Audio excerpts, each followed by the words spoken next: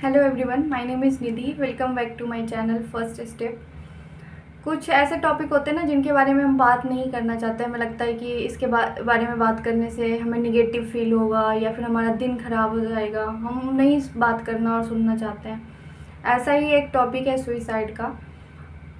और मुझे लगता है कि अगर सोसाइटी हर चीज़ के लिए रूल्स बना सकती है, जजमेंट पास कर सकती है, गॉसिप कर सकती है, तो अगर कोई पर्सन उस सोसाइटी के प्रेशर में आके कोई गलत स्टेप उठा रहा है तो उसकी भी रिस्पॉन्सिबिलिटी सोसाइटी को लेनी पड़ेगी और लेनी चाहिए। कौन से लोग सुसाइड करते हैं? क्या वो एक दिन में कर लेते हैं, एक घंटे में कर लेते हैं, एक मोमेंट में कर लेते हैं? क्या वो किसी को नहीं बताते हैं अपनी प्रॉब्लम? नहीं, ऐसा नहीं होता है। वो अपने आसपास के लोगों से जितना हेल्प मांगना होता है उनको उतना वो मांग चुके होते हैं। बताते हैं लोगों को प्रॉब्लम, पर लोगों को क्या लगता है कि अरे मेरे पास इतना टाइम नहीं है इन चीज़ों के लिए, मैं क्यों फंसूँ किसी की लाइफ में। तो इस सब चीज़ों की वजह से लोग इग्नोर करते हैं। पर आप ह्यूमन बीइंग हो, आप सोसाइटी में रहते हो। सोसाइटी ने तो रूल्स बनाए हैं और लोगों के ऊपर किस किस चीज़ का प्रेशर क्रिएट हो रहा है? सोसाइटी का ही तो हो रहा है कि लोग क्या सोचेंगे, लोग क्या सोचेंगे। 10 टाइप के उन्होंने रूल्स बनाए हुए हैं। अगर कोई औरत डोमेस्टिक वायलेंस से सफ़र कर रही है तो वो सफ़र करती रहे, वो चीज़ अच्छी है। पर अगर वो अपने हस्बैंड को छोड़ रही है तो आप जजमेंट ये पास करोगे कि लड़की ऐसी है, बदतमीज़ है, बदमाश है, इस टाइप के जजमेंट आप पास करोगे। अगर कोई बच्चा सुसाइड करता है एग्ज़ाम के प्रेशर में आके, तो क्यों करता है? क्योंकि उसको लगता है कि सोसाइटी क्या बोलेगी मेरे पेरेंट्स को कि आपके बच्चे से कुछ नहीं हुआ।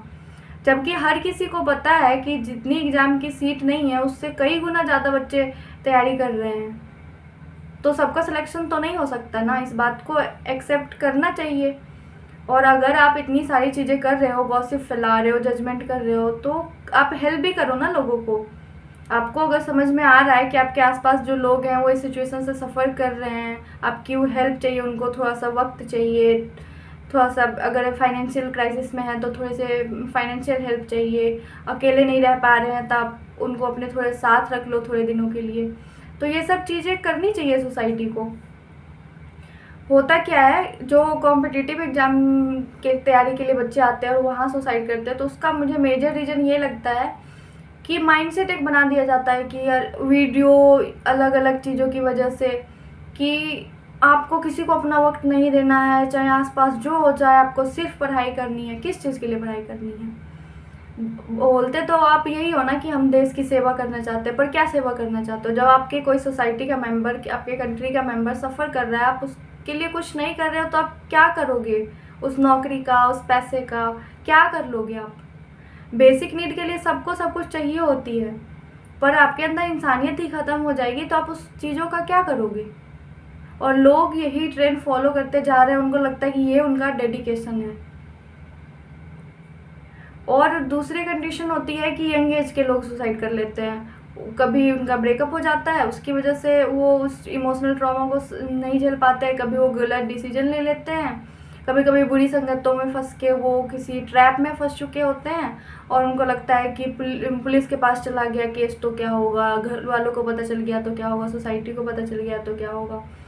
और डर में किसी का माइंड सही डिसीजन नहीं ले सकता है, तो आपको कोई बताता है तो आप उसे सही बात, आप सही स्टेट ऑफ माइंड में हो ना, तो आप उसे सही बात बता दो कि आप ये चीज़ें कर सकते हो, तो वो पर्सन फॉलो करेगा उस चीज़ों को। आप हाथ देकर तो देखो, आपका हाथ पकड़कर वो सिचुएशन से मैक्सिमम चांसेस है कि बाहर आ जाएगा।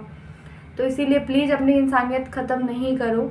और अगर आपके पास कोई ऐसे लोग हैं तो आप उनकी हेल्प करो, जितनी भी कर सकते हो हेल्प करो। ऐसा ना हो कि किसी के आप रात को 10 कॉल इग्नोर किए हो और आपको पता चले कि अगले दिन वो इंसान ही नहीं है, तो आपके अंदर थोड़ी भी इंसानियत होगी तो इसके रिग्रेट आप पूरी लाइफ नहीं भूल पाओगे। Thank you.